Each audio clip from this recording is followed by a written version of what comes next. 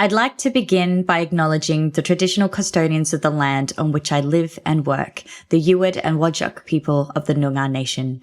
I pay my respects to their elders, past, present, and emerging, and extend that respect to all First Nations, including Aboriginal and Torres Strait Islanders who may be watching today's episode. Having that doubt in my mind of like, I don't think I can be that version of her without some sort of substance. And you put on this like performance in a sense. It's not authentic. You're not genuinely connecting with someone there. Learning to be fully there and present is being and feeling safe. The connection that I have now with sober sex is 100,000 times better than it was back then.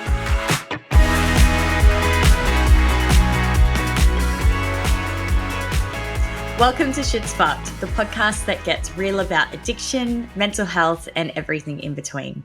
I'm Paris, and I spent 17 years battling the bottle, 10 years hooked on meth, and I also did a stint in the escorting world, which nearly cost me everything, including my life. With both lived and professional experience, including qualifications in alcohol and other drugs, I'm here to share what I've learned along the way. Every journey is unique, and this podcast brings you stories, insights, and practical tools to help you find what works for you. Now, just a disclaimer, we dive into some tough topics here, including addiction, all forms of abuse, trauma, mental illness, suicide, self-harm, and the realities of life in recovery.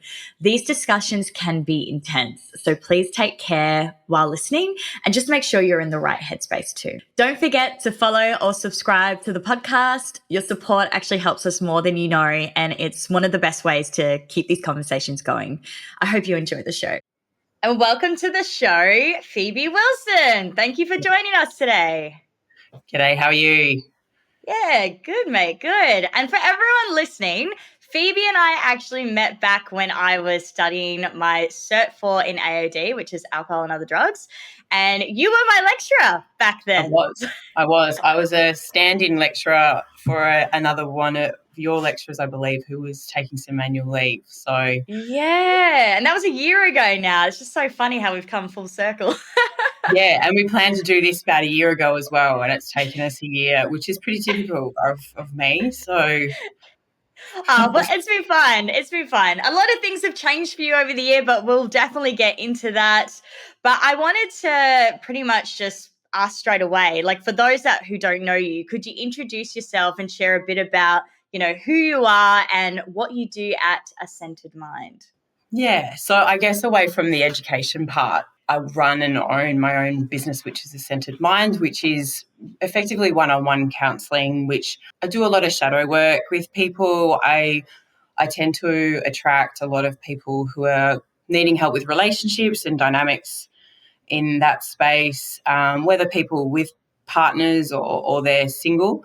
And there's a lot of uncovering because I have a big, strong belief that when you are in some sort of relationship, interpersonal relationship, even if it's family or friends, but most likely intimate, it does bring out parts of you that most likely are trauma-based, old patterns and all kinds of things that your body's sort of holding on to still. And it's that kind of unconscious projection that we might be putting onto our partners or the world. And it's about letting go of those. So I work with people letting go of that. And then also I use pranic healing modalities to help sort of shift that energetically. So it's a bit of a mix. Amazing. Thank you for sharing. So are you still working in education at the moment, or are you full-time into A Centered Mind? Good question. I'm still in education and I love that. I love teaching. And so actually through that, thanks for reminding me, the other part of what I'm doing and creating is an online workshop and some online products and things that people can work through on their own through a video, sort of recording of me going through about 13 modules. So it's extensive, but it's sort of what I do one-on-one with people, but people can do it in their own, house. Yeah, awesome. Well, we'll dive further into that later down the track. But before we dive into our topic today, which is pretty much going to be all things sex and relationship and sobriety, so all the meaty and the juicy stuff today. But before we get into that, When did your own sober journey start and what led you there? So I think it probably came into full effect after I'd separated from my kid's father. And I guess the simplest way to go there is like I just got sick of my own shit. And I got sick of the person who I was. The values and talking a bit more about the spirituality side of that was really starting to blossom. And there are so many things that I was saying and I was doing which was connected to using, and it just wasn't me anymore. And so the partner and I shared the AOD, especially the drink first. And that was sort of inspired also by, I'd say, one of the first fellas I sort of started dating outside of that original relationship, and he was 12 months sober. And so he kind of gave me the courage of like that it is possible. And, back then it was very unheard of that people kind of didn't drink, Things have changed quite a lot in society anyway, I think, in terms of them embracing people who are choosing not to drink and the rest of it. But so he was a good inspiration. That's awesome. And like absolutely, it's still I find a little bit taboo in a sense in Australia, like in Australian culture, because we've got such a binge drinking culture here that, even for myself, like when I was trying to get sober, a lot of people really struggle to wrap their heads around it, like you go out and you're like, I'm not drinking, man. They're like, what do you mean? Please Yeah. don't. And that 100%. Or you'd need to find an excuse, and then whether or not you tell people. Yes. That was why you were off drinking. And then even on top of that, it'd be, oh, why can't you just have one? And it was almost like that you were Yes. satisfying their ambivalence of being around a sober person, So Yeah, well, it makes their own relationship with alcohol shine through in how they respond to someone who's not drinking. That's something I've noticed the most. Oh, you could just see little Bluey's I come know. and I tucked noticed that, himself in the corner there. He's so cute. Oh my goodness. But it's all coming from their own relationships with it. Like they're feeling uncomfortable. They're feeling judged because they're actually judging themselves. I didn't give a fuck. I was like, you do you, boo. But I think you nailed happens. it then, actually. Like you sort of, a few people that have, say, done the 75 hard or whatever, or taken a really extensive time away from the booze, a lot of people want to actually stop, I think. I think a lot of people actually do want to very much drastically reduce their amount, but they're so conditioned to that's how one would socialise all date. And without it, it's like, where's the lubricant to be able to connect with people? Absolutely. Well, we've got a good segue into everything we're going to be talking about. So let's just jump straight into it. So, we know that getting sober can really change how we experience like sex and intimacy in general. So, for you personally, what was that shift like in those early days of recovery? It was terrifying. I think a big part of my personality in my early 20s into my 30s, and I guess my sexuality was such a huge part of who I was. It still is, but it was that part of back then was I was losing that part to kind of maybe get to that, I don't know, wildness or not care phase, or we're talking about social lubrication, like lubrication to get your pants off sort of thing, like it was sort Yeah. of that easy way of, as we know, less inhibitions and things. So it was terrifying in a sense of like, how do I do this without that? Like, especially the first time with somebody, having that doubt in my mind of like, I don't think I can be that version of her that I'm proud of and I feel comfortable in, but without some sort of substance. It was terrifying at the start, but I will say that, don't want to kill the story too early, but I will say that the connection that I have now with sober sex is 100,000 times better than it was back then now. So like in comparison. So yeah. Yeah, it's a real struggle though, because I know for myself, like I was escorting, and that's another layer in itself. You're already starting to disconnect from your body, and you put on this like performance in a sense. You're trying to like perform. It's not authentic. You're not genuinely connecting with someone there. So I found for myself when I started getting sober, that was really, really hard. And to be fair, it's something I still struggle with. I'll be totally honest. I'm not even 100% there being comfortable with it just yet. And I think that's something that I need to continue to work on because, yeah, it's hard, man. I'm like, yeah, I have been finding it really hard. I think what you said before was feeling safe in your body, and I think that's a massive, massive thing. I think, yeah. And part of my journey through that is actually what you said. It's like lose the expectations around it. Lose the expectations around having to achieve something out of that. And, I've got a bit of tantric training behind me, in my history of educating myself. And, that real beautiful thing about being really in the moment and being present with where you're, like what you're doing rather than, I remember, I hate to admit it, but like in the past with long-term partner, that you'd be thinking about the shopping list, like you sort of like, it's probably the ADHD, but it's like, like, I don't know, you're just so disconnected from the actual experience. And that's not to say that the sex was shit. It was just that you were just not you weren't there. And I think part of learning to be fully there and present is being and feeling safe because, as you said, we can dissociate. Our bodies and our minds have learned to dissociate because of trauma. Yeah, so part of like some of the work that I do with people is to sort of bring their awareness back into themselves and in a safe, gentle manner and just feeling that sense of safety in that space, yeah. I'd like to think that I feel safe in my body now. Like I've been with my partner for a while, but it's just like, I don't know. I think it's also the confidence side of things. Like I guess I don't feel like that wild woman that I used to be. Like I used to be crazy. Like crazy wild lady escorting on crack, doing all the things.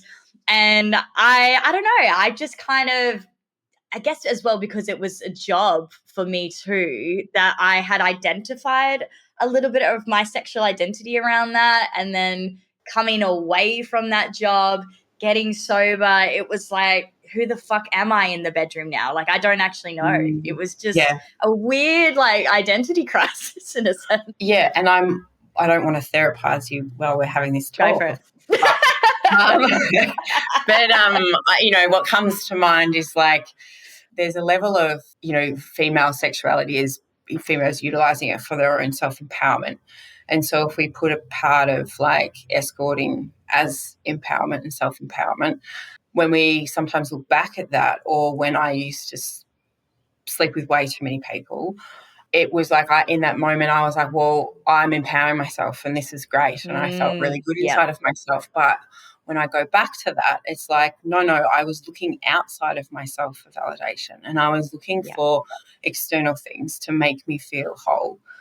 And then that's only sustainable up until it's not, and it's usually short-lived and the next thing you're coming along and doing that. So part of like what might be performance-induced or what you feel you need to do in order to be loved, or they want to sleep with you again and not get ghosted or whatever, it's sort of like you're throwing everything at it to try and create a longer term bond where in fact it's doing quite the opposite. So I can't speak specifically to yourself and your situation because it was a job.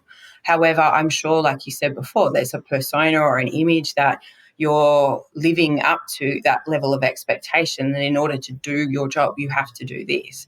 So it's probably not such a bad thing that you're not going back to that, because there might be a bit of shame or past emotional kind of stuff attached to that. However, the fact that you're with a boyfriend and your partner and stuff like that, it's like, well, what part would you like to explore, but do it in a really nice, safe, consensual, but also like really loving way?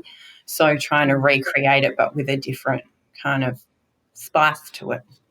Absolutely. And that's something that I know we're trying to work on at the moment. But there is another layer to it, but I have a question about that further down the track. So we will get back to this point.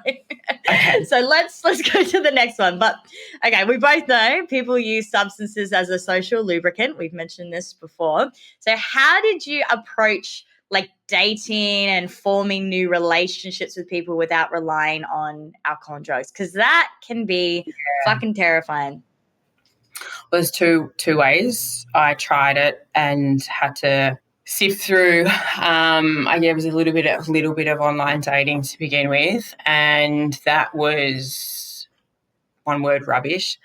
I didn't want to go to a bar, obviously, and find somebody and expect them not to drink or not to use or things. So I went on to a sports affiliated, because I'm into my fitness quite a lot, and hoping that I would find maybe someone with the same sort of values and things. That was about 3%. And I just recall somebody, it was just very much just really struggled with me not drinking. And like you was mentioning before, I asked for a soda water. He bought me, a vodka and soda, which he didn't admit it, but he put it there. Whether it was intentional or not, but it was just disrespectful, and that was enough for me to realise that this is a big problem for him, and that's the last I'll kind of engage with him.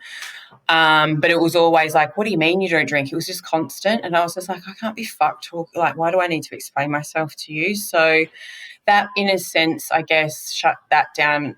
And I kind of thought, well, I have to sort of reconnect with my tribe first. And so it was a bit easier when you're sort of meeting people, say through the gym or contacts through the gym and things where, they just sort of share some of the same values. So that wasn't as bad, I guess. But even recently, you go out, and I don't mind if somebody's open to having a drink or whatever, but I do have to be mindful about their habits. And I have a family history of alcoholism as well, and past partners and things, and it's like I don't want that to become a problem either. So I think I've kind of had a really good boundary with it.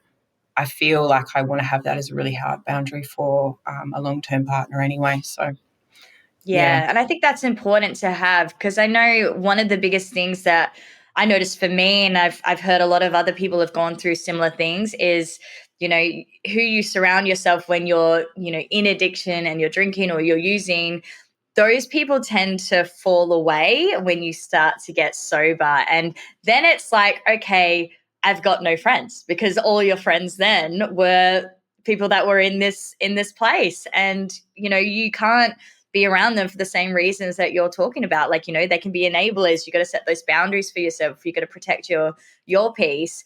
And so for me, I know I felt a little bit, what's the word? A little bit isolated, even though I don't think a lot of people were meaning to make me feel like that. But I think it was totally coming from myself, just being uncomfortable of socializing sober. I think it was just me being like, what do I do with my hands? How do people talk to each other? How's this weather, guys? Hell good. I didn't know. I honestly struggled so bad. No, I left a couple of clubs and stuff with full panic attack, going, I've got to get out of here. I can't do this. Because you realise, I don't know if anyone's ever talked about this before on your podcast, but you're in a pub or whatever, and people are talking to you, and their spit is landing on your face. Now, when you're drunk or high or whatever, you don't notice this. Very much notice this. It's horrible. I want the news, not the weather. Yeah, no, I have noticed that too. And I think, I don't know, I just would find that some of the conversations as well that people were having, I was like, I don't even care about this. This is just nonsense. I don't know how to jump into this, because I couldn't care less. It was just, I don't know. I really was struggling with that. And I think as well, coming from methamphetamine use, getting sober from that, because that was a very different kind of, influence compared to alcohol, that made me, I don't know, I've spoken to a lot of people that have come off methamphetamines, and they've found they've had really bad anxiety attacks as well, and just really don't know how to talk. It's as well, you've got your dopamine and your serotonin levels trying to balance back out again. So I just find you naturally get a bit lower, and then it can be hard to talk. Or the lower levels are your normal range and you're just Yeah. not used to sort of functioning at that. And so the second part of that was I just didn't go out and I didn't date, and I just was like, this whole thing is shutting down. I remember screaming at my ex on the phone with what had happened, and I was just yelling at him going, because I was so upset. I'm like, I can't even fucking drink to get through this, like it's we use alcohol and drugs on for so many different reasons, and moving through those raw emotions that were big. There were some really big things happening at the time as well, and learning how to be with and totally just regulate totally differently, and learning how much I projected in that space as well of hurt. And I think without a sober mind, there's so much, there still is with the people that are unconscious to what they're doing, but just you felt really like you had justification for why you were kind of acting and behaving and saying the things that you were. So there was a lot of big inward moment for me, and it was like a good 12, 18 months or so of really not feeling connected, like you said, to the right people. I had friends around, and I had, but then I also had a lot of friendships that had to move away there was a few things going on, and I have had them return now, but yeah, it was a very isolating time, but I look back and know that it was definitely for a reason, and I've, learnt within myself on just a different level of regulating and a different level of how to manage my emotional health rather than relying on substances. I feel that I'm a better person for it, definitely, and setting that up for more, deeper relationships, and yeah. Absolutely. And, another thing that you said then as well is that, you are okay in the end. Like, it does feel really isolating initially, but even if you lose like all your friends, say they are all gone, like your whole circle kaput, you end up bringing in more aligned people when you start walking that path, because you'll start doing things that you weren't doing before, and you'll start meeting those people. So like whether it's doing certain hobbies, or like going out on hikes, or like engaging in sport, like you said. I mean, definitely still drinking around sport. I played footy for a while. It was embedded in it, but but you know what I mean? Like, you start to meet the people that are more aligned and fitting with who you are. And you just find those relationships are just so much more fulfilling than what you ever had before. Definitely. And I think it's like you mentioned, just trying new things, because you never had time to try new things because you're always, Hungover. under the influence or hungover or whatever. And so, and a couple of years ago, I met this girl, and she was like, I'm doing a new thing every week.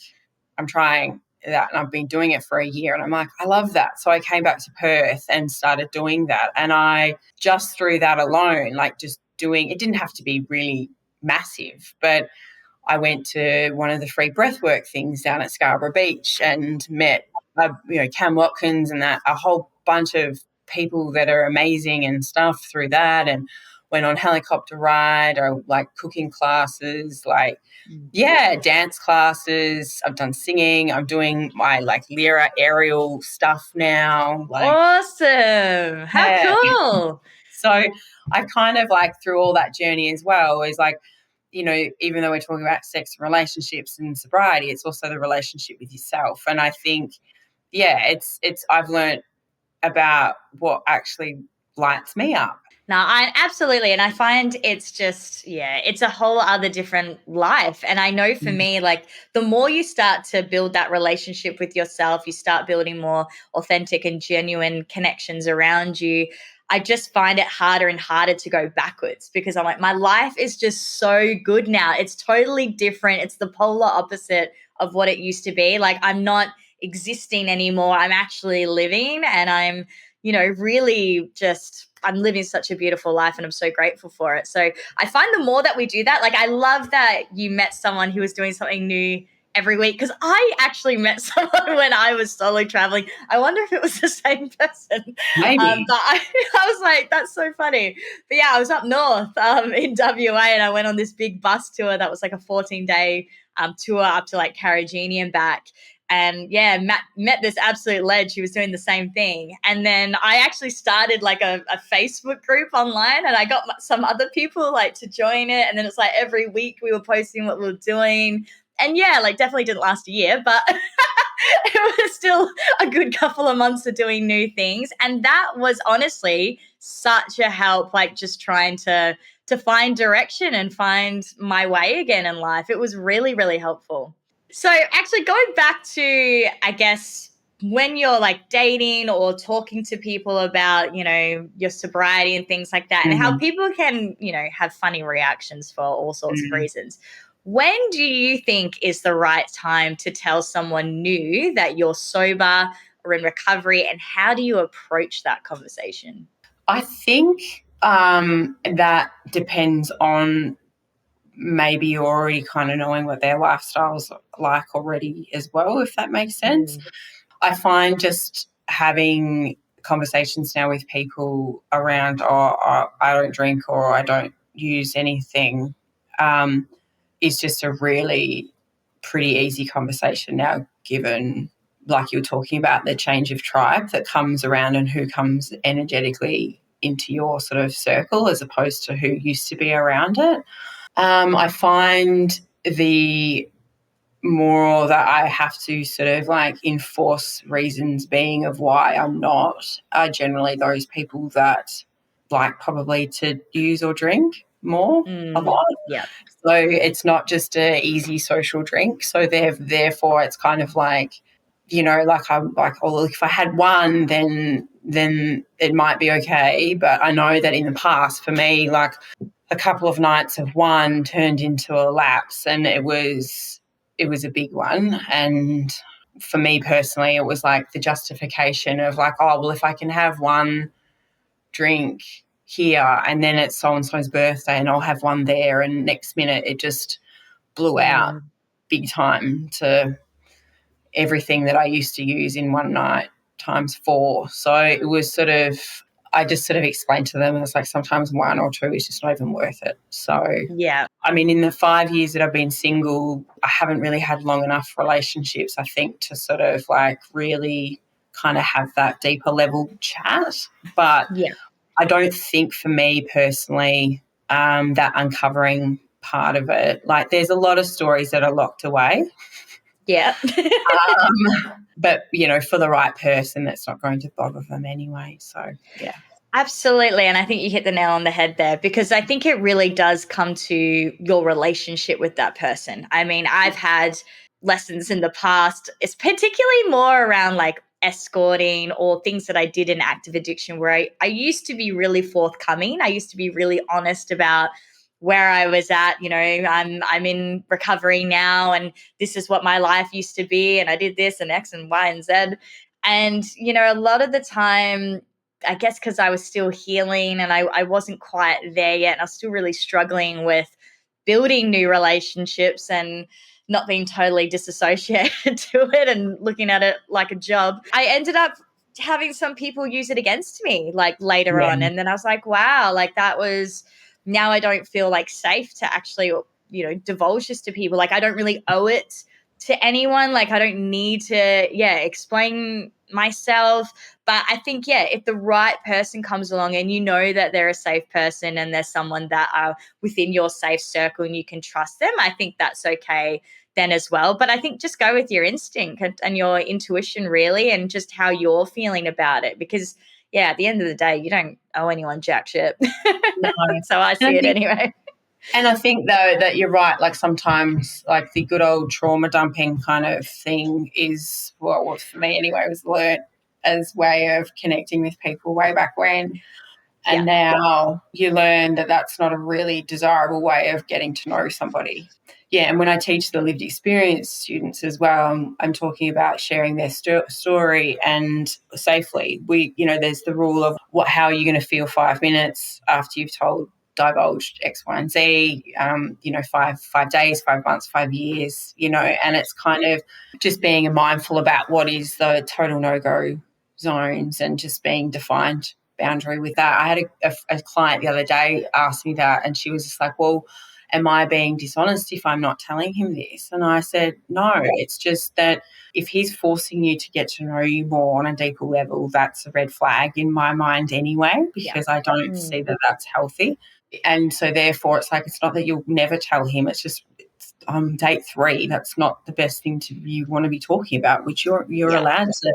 Don't self-abandon yourself to make him feel better. So yeah, absolutely. And look, that's something that's definitely come up a lot for me, and even for some of my other friends that were also in the escorting industry, and they moved out of it, started new relationships, felt like they owed it to that person to tell them about that history. And I was like, it's your decision, like whatever you're comfortable with, but you don't owe anyone anything. Like he doesn't have to know. Like that's the past as well. Like that's not even you in the present. Like if you were currently doing it, yeah, sure, let him know. Like if you feel that's important for him to know, but if it's in the past, it's in the past. Well, you look at all the OnlyFans going around at the moment, there's going to be a lot of explaining to do later. Sorry. Yes. Yes, the internet's got a footprint, doesn't it? You do have to be, mindful. I've got a friend of mine who works as a skimpy, and, effectively to move out of the industry, you need to put something on your resume of where you've been working. So it's sort of, I mean, it doesn't bother me and everything. We can't control other people's biases and discrimination and stigma that goes along with the sex industry. All right, listen up, legends. If you're looking to experience the real Western Australia, there's no better way than with Why Not Bus, who is one of our sponsors. I've actually been on their tour, and let me tell you, it is awesome vibes, epic adventures, and I made lifelong friends. We're talking snorkeling with sea lions, manta rays, whale sharks, camping under the stars, and taking your time to enjoy the beauty of WA. Use my discount code PARIS2025 and get $300 off your next tour. Go to www.whynotbus.com.au. So I wanted to ask you as well, and we have already kind of touched on this a little bit, but let's go a bit deeper with it. But do you think sobriety has deepened your connection with people, or has it brought up fears that were hidden before, that were maybe masked by alcohol, drugs? And how did you work through that? So it's deepened because I'm myself. And that's come from a lot of wonderful work around being happy with who I am, and to the point of the person I'm going to end up with in a longer term relationship is going to be a bonus in my life, not someone who's filling a void. So talking about all the things we were talking about before, all the new things that I was doing, it was more about learning about, like you were saying, like taking the most out of life, because that's what life's there for. If you want to sit around and drink and do whatever and sit around on the weekends and feel hungover, sure, that's for you. But I know that for me, I've built my life to be quite full, probably too full at the moment with how busy I am. But so whoever comes along, he's going to be a bonus for me. So in terms of the deeper relationship, is that through all of those years, there's been such an uncovering about who I am and the silliness about me and all of those parts that I used to hide away or like submerge, especially with alcohol. And now it's just, I used to hide it. I used to mask so much. And there was a level of expression that did come out through alcohol, which was that really big silly side, which is part of, I guess, there was shame that was alongside that as well. But now I can be that version of her in a controlled way that's not damaging. But I can now, like that deeper element is going deeper with myself, and therefore I turn up in a fully authentic state. And so that, I think, is the way of being able to be, by you being authentic and, you really bring that out in someone else. Then getting to know someone, for me, first of all, you remember. That's a good start. You remember them, and you remember your conversations, and you remember the amazing parts of that intimate part that, that you shared. I just feel that there's no distortion. I think there's just more clarity. You have more of clarity of making decisions around choosing the right person too, I also feel. So Yeah, no, I totally agree with that. And I found like even in my current relationship, it kind of showed me that there was a lot of stuff that I needed to work on as well. So my partner and I, when we first got together, like we've been together now for over 3 years. But when we first got together, like I was still heavily drinking. Like I wasn't smoking meth, but I was still heavily drinking because I thought that was the lesser evil. It just took a long time for me to really accept that alcohol was a problem. I got a little bit nervous like when I decided because I did go abstinence for 3 months and then I started drinking like one or two here and there. Now I'm back in the boat of like gotta go abstinence again.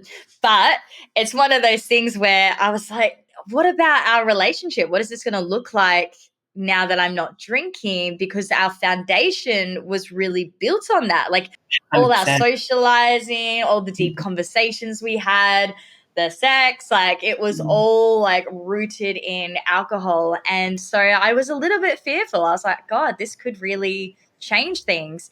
And look, it did. It did change things. And it was really, really hard at first because I think it brought up like his own feelings around like, alcohol and whatnot.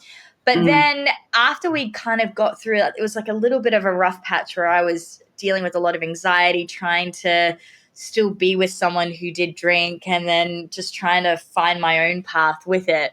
Eventually, though, it really did start to crack us even like more open. Like that was when our real genuine connection started coming through. And I was like, wow, like, okay, we do have a really, really strong connection between us. And this wasn't actually rooted in alcohol because now we're building really strong communication. We're opening up to each other about stuff without like, being under the influence. Like, look at this raw, like safe space we're holding for each other. Like this is beautiful. And so we did like really deepen our connection. Now it's like, we like barely fight. We really, really, really fight. And now he knows that he can come and talk to me about anything. I know I can come talk to him about anything. And he's a mirror as well to me. So there's a lot of times where like I'll see myself reacting to something and I'm like, okay, like this actually has nothing to do with you. This is me. And I need to have a look at that.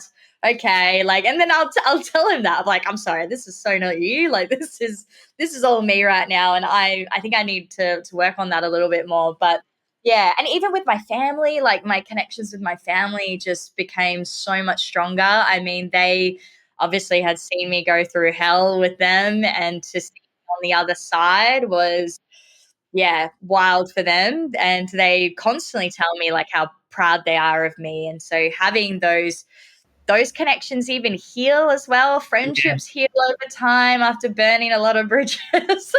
Some bridges stayed burnt though, and that's okay. But it's just it's truly like I couldn't imagine now going through life building relationships based on substances anymore. It's just No. totally different experience.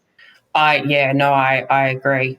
Yeah, the enjoyment about being in the present moment is so important for me. And that's based on that connection, like you sort of said, in terms of like, learning how to reconnect with people in a completely different light. So it's like that, intimacy itself isn't just a sexual act. It's those conversations beforehand and trust. And like you sort of talked about, opening up about things, which of course, especially with alcohol and stuff or lots of different drugs, can bring different sides aspects of that out as well. And so I think you just start to human better. Like, how do you are functioning without anything maybe other than some caffeine. Like, it's so much nicer.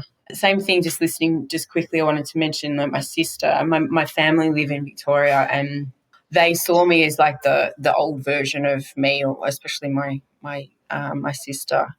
And she's never really sort of said it, but there's been lots of things that have happened, especially when I've been really intoxicated, that she's just been so embarrassed and upset.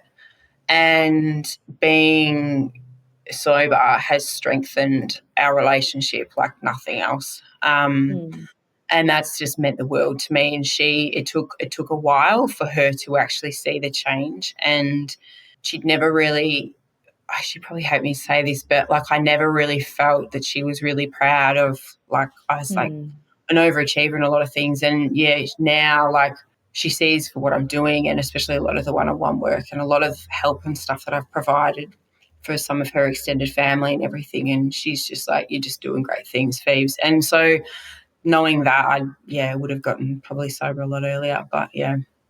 How healing is that for you? I mean, yeah, that's amazing. And that would have been really healing for her too. Yeah, definitely. So now, I wanted to actually dive into another question about libido, because this is something I wanted to bring up before, but I was like, no, I'll wait. I'll wait till we get up to it. I won't jump ahead. But right.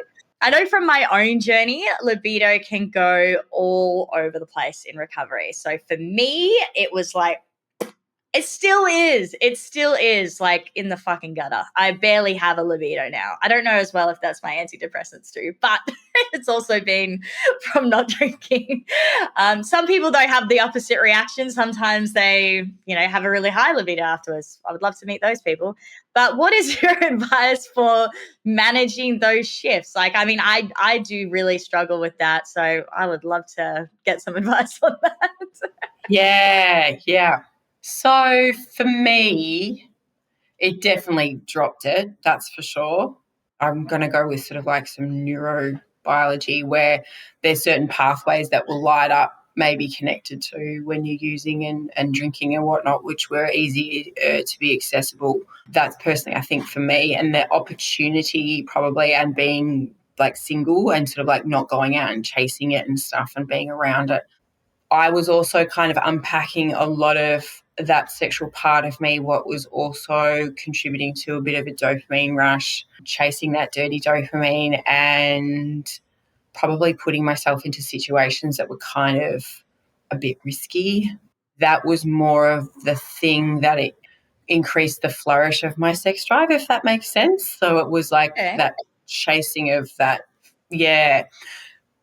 But in terms of like when I would actually be with somebody, it was once I got out of my head. And I think that was the biggest thing. So again, bringing yourself into the present moment, but also feeling safe, because it was unfamiliar having sober sex, like it was like, oh, your mind is like, oh, do I look right there? And do, like teeth and fucking, all like just whatever.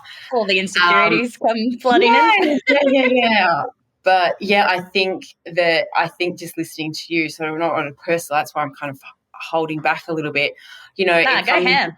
It does like your sense of self-worth as well, and how you feel about yourself and all of the parts that make up who you are. But I guess it would be, I do explore with people individually, like what parts, where is your mind? Where are you when you're in that moment? Like, are you scared? Are you overthinking? Because as soon as, especially with men, like men are really known for this a lot. So, because there's a lot of shitty conditioning by porn, it's kind of like thinking you need to meet these levels of expectations. And so you get so concerned about doing that or looking a certain way, and they would have this certain level of expectation that she has to orgasm twice, that she has to do this. And I'm just like, you know what? Like, that would be a barrier for them actually like orgasming themselves. And I was like, why do you have to be worried about that? Like, you sort of like lose yourself in the moment. And it's a really hard concept to sort of explain to somebody about, like, lose yourself. But when I learned how to do that properly, of like being in that moment of actually sort of like not dissociating, but sort of just like letting go. Yeah. And in that moment of actually just letting go and trusting just in that actual feeling, like, I've found my personal experience was like my whole body just totally relaxed. And it was like this level of euphoric feeling, in all fairness. That's something that I could never get, obviously, and that comes from a lot of trust with somebody. But I think it's like there's a concoction of things that go with sex drive. And the first thing is the sense of self. That's my belief anyway, is how do you feel inside yourself? And as you said, like, antidepressants are known for also like being inhibitors of sex drive. It doesn't mean that you have to stay on that particular one. There are different ones that you can go and try and see if that impacts there as well, like that same level of impact. But I think one of the first things is starting to feel a little bit sexy in yourself, and see how that goes. I think, that's where I struggle, but that's something that I think I need to work on a bit more, especially because of like weight gain in sobriety. And then I had really big weight gain from antipsychotics, and that pushed me to a weight that I've just not been able to reduce for whatever reason.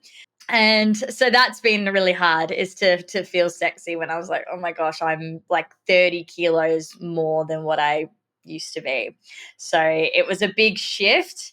But I think as well, like, a lot of the time I'm just like, I can't be bothered. Like, I just don't even have the desire. Like, I can get to a place like when I'm like in the act now, and I do feel comfortable. I do often like orgasm, like I won't have issues with that, but it's very much like just getting to that, actually getting to the act is like, I just struggle to do that. It's but it could be the needing to feel sexy as well, and and the pre-courting.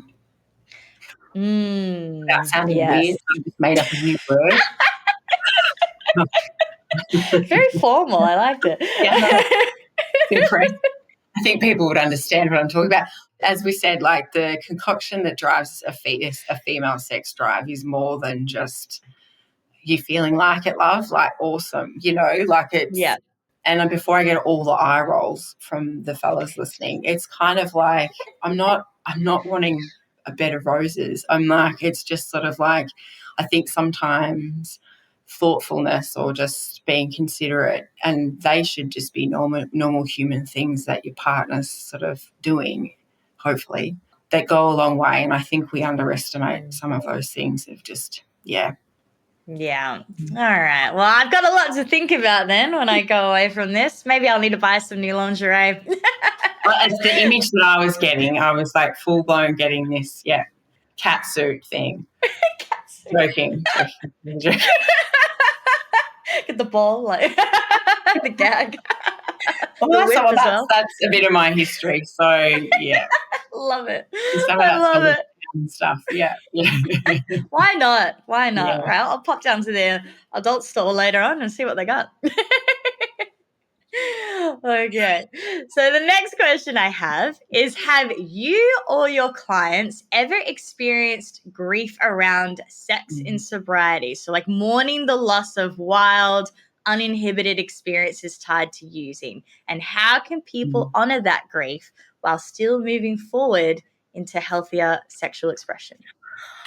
I think, Paris, we sort of touched on this right at the start. And when we were talking about identifying that part of you where, why did she want to come out? Like, what was part of it that was the enticing part? Like, was it an empowerment thing? Was it like, find what it was? You might need to find the confidence to bring that back out in a safe way if it's something that you really want to try and explore. But again, it's with the right person. And I remember doing that. Like, I remember... as I lick my lips, that was weird. I would love to see what's going on in your head right now. I'm about to tell you. So I remember a person, and trust was there and everything, and is staying with me for a little while. And I hadn't explored talking about some of the BDSM stuff for a little while. And I was like, oh. And so we were just driving down to Fremantle, and I casually by the way, what would your thoughts be if you did let me do this later? And he was just like, yeah, for sure. And so it was kind of just like this open book of it was this sort of safety thing of kind of, he just let me do what I wanted to do within reason, of course.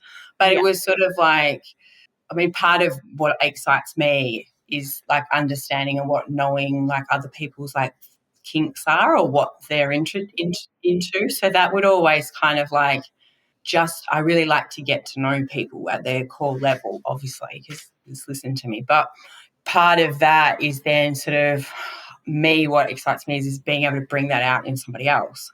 But then being able to have that shared experience about doing that, but, sober and more controlled and with clear boundaries and, not exposing yourself to potentially re-traumatizing yourself. So I guess in terms of the clients and grief, I've had a client before where there were the parts of himself that couldn't be expressed, and he held that lockdown and then did get to share that with an escort. And, there was parts of him where that was really important to him, but he ended up losing his wife over it,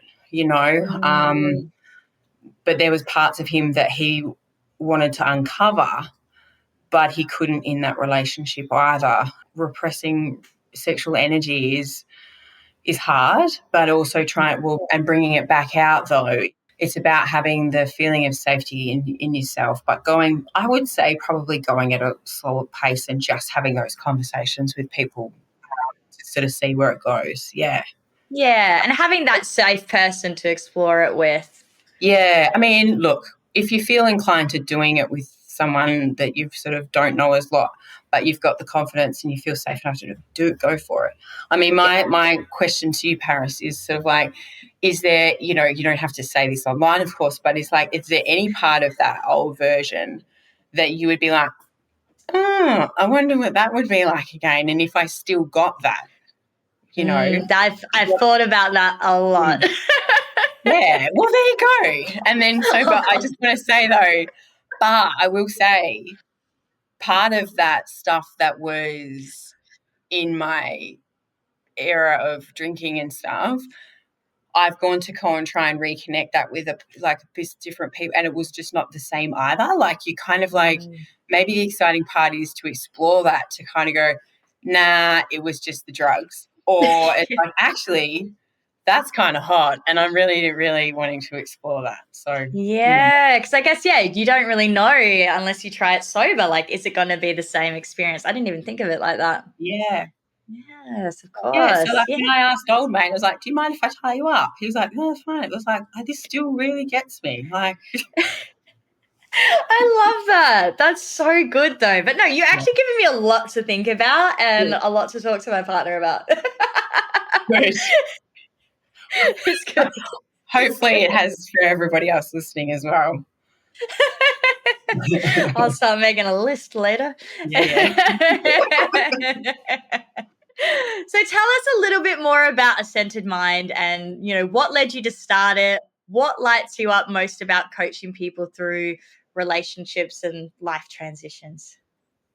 My joy is getting to be with somebody when they really unlock another part of themselves that they had either locked away or that was holding them back, and they push past those barriers and those preconceived barriers by shitty stories that don't really even exist, that they've created by imagination, really, that they're like, right, I'm ready to change and level up or move into bigger and better things. And just being part of that and watching people do that is so amazing, and getting the feedback and stuff of some of the healing space as well, and how much that's really been helpful. So that's the inspiring part. But I was drawn to it through, it was one of those projects that just didn't end up not getting unfinished. so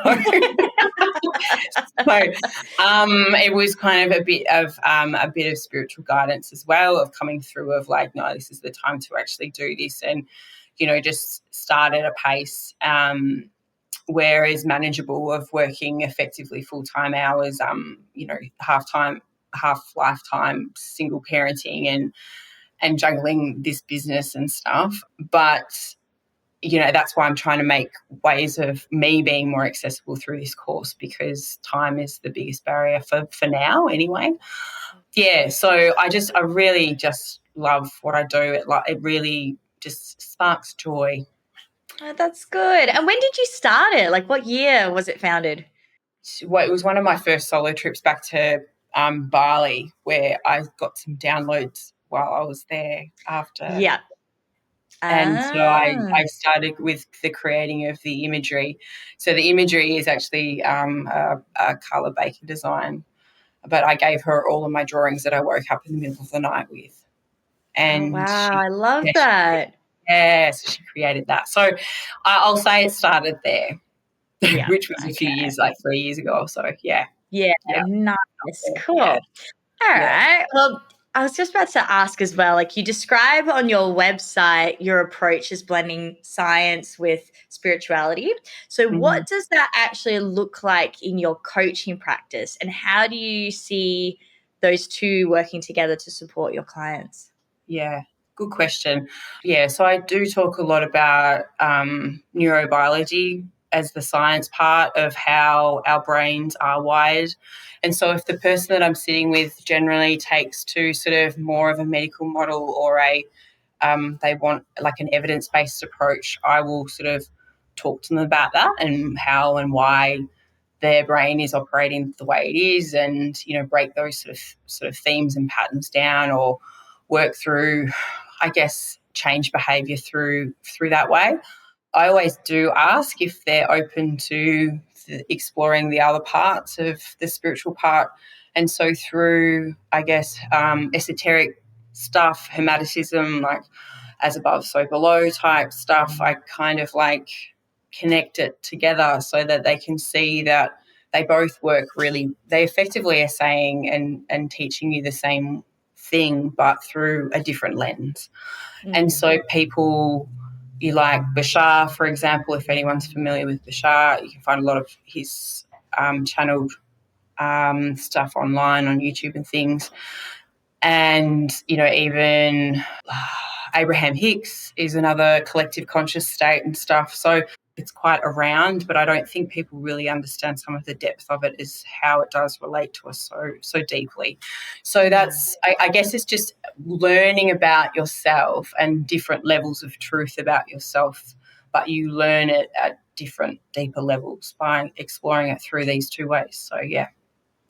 Beautiful. Thank you so much for explaining that. And I wanted to ask as well, I'm throwing this one in the mix. What are your future plans for A Centered Mind? Like, is there anything that you're working on in particular? I know you mentioned the courses, but what are your future plans for it?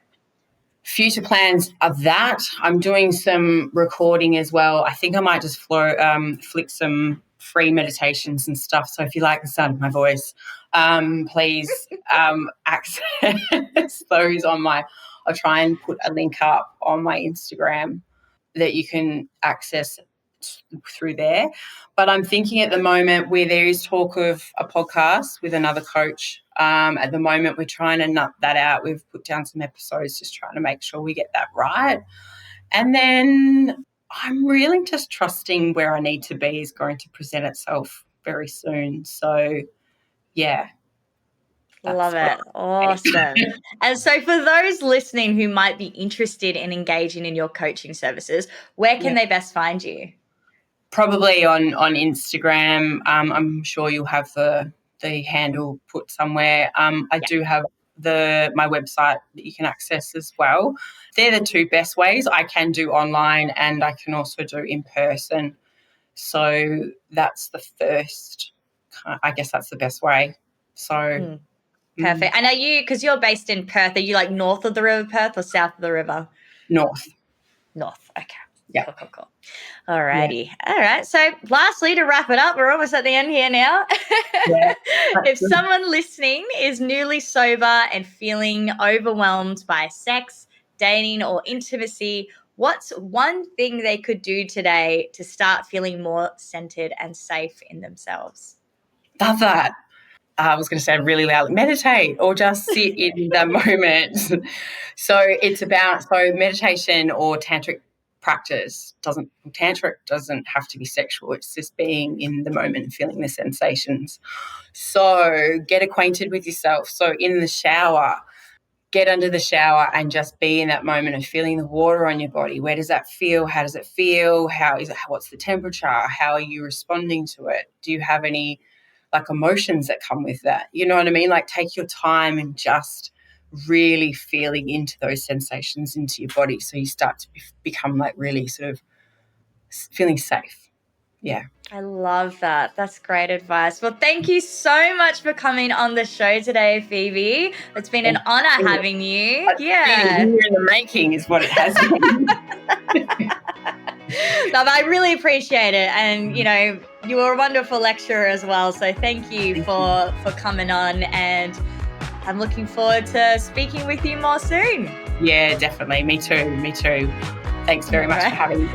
See ya. Bye. Bye.